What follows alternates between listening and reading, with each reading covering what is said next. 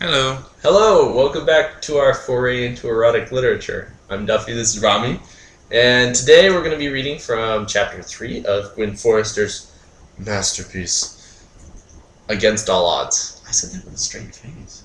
Yeah, I mean, against all odds, you said it with a straight face.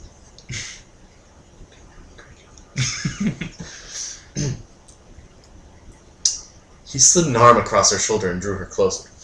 That's because you were fighting your good vibes! How are we doing Jerry Seinfeld this episode? Let's make it a short episode. Okay. Is Jerry Seinfeld dating Jerry Seinfeld? No, Jerry Seinfeld is dating a Southern belle. A Southern belle? Oh, come on, she said, and he thwarted her attempt to move away by tugging her closer. Now you're fighting my vibes! I hate him, she chided. You could use a little less self-confidence. He squeezed her shoulder. Be reasonable! Nothing would lead me to believe that you like whips! She wriggled out of his arm. Go ahead, move if you want to. You still know I'm here.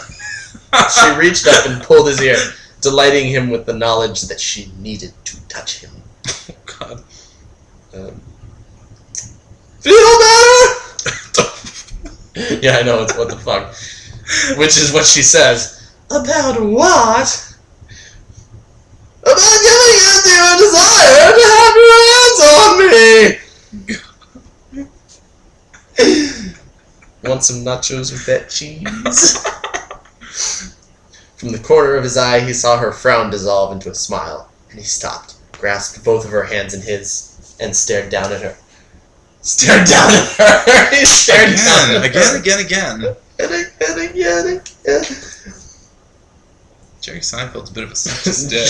Seinfeld is looking down on women. Jerry Seinfeld doesn't look down on me at all. Also, B-movie. Fuck you, Jerry Seinfeld. Oh, that movie was bad. I saw that movie in a hospital. It was the worst part of that visit. What were you doing at the hospital? Hanging out. With? The mentally handicapped children's ward. Wasn't this a story where a girl comes up to you out of nowhere and says, "When is Jimmy coming?" It's like, I don't know, little girl. Yeah, but when Jimmy gets here, he and I can play dinosaurs. Cool. How many friends do you have? Oh my god, it was. And then she started getting into her family members and like her. My daddy makes me put glass in my vagina. Not quite. Shout out to Shed.Moth. No, where were we? Oh, yes. We were reading erotic fiction. Wasn't I just saying some erotic fiction about... okay, we're done here. We're done being fucked up. From the corner of his eye, he saw her frown dissolve into a smile, and he stopped, grasped both of her hands in his, and stared down at her. You're delightful, even when you're trying to be difficult! Her eyes narrowed in a squint, and she wet her lips with the tip of her tongue in a move that he now realized as unconscious. Just like her desire. Unconscious. So she's the kind of woman who is just so lusty that one of her unconscious ticks is like. I knew a guy like that once. What? He just kind of every so often just do this. No, every so often he would do this. I knew a guy who ended every sentence with "I'll tell you what." It's kind of the same thing. Especially when he's really concentrated. It's also kind of a weird move, but... Yeah. That was disgusting. I don't ever want to do that again. That's what she said. Her eyes narrowed in a squint, and she wet her lips with the tip of her tongue. Real quick. Like Michael Jordan.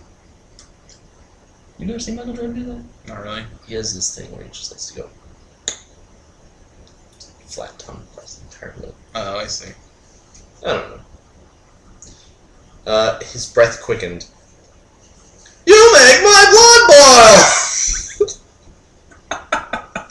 She parted her lips as though to speak, but said nothing, and his passion escalated as she merely looked down the tree-lined street, escaping the honesty of his gaze. He held her hand as they walked to the train. Aww. You make my blood boil! I like to think that all the dialogue actually has like the amount of time it takes for us to read them like, in between. So it's like really awkward silences. And just Jerry Seinfeld is like busting out with random shit. All right, since this is a short one, we can actually do it again, but with all the time in between. So, he slid an arm across her shoulder and drew her close. That's because you were fighting her good vibes. Oh, come on. Now you're fighting my vibes. Adam, you could use a little less self-confidence. Be reasonable! Nothing would lead me to believe that you like wimps! Go ahead, move if you want to! You still know I'm here! Feel better? About what? About giving in to your desire to have your hands on me!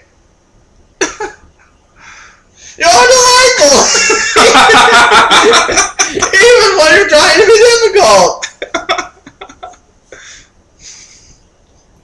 You make my blood boil! So, really, he just has Asperger's. And the rest of it is her stunned silence and attempting to get away from him. What are you doing? You know you love me! Until next time, this has been a foray into erotic literature. See ya.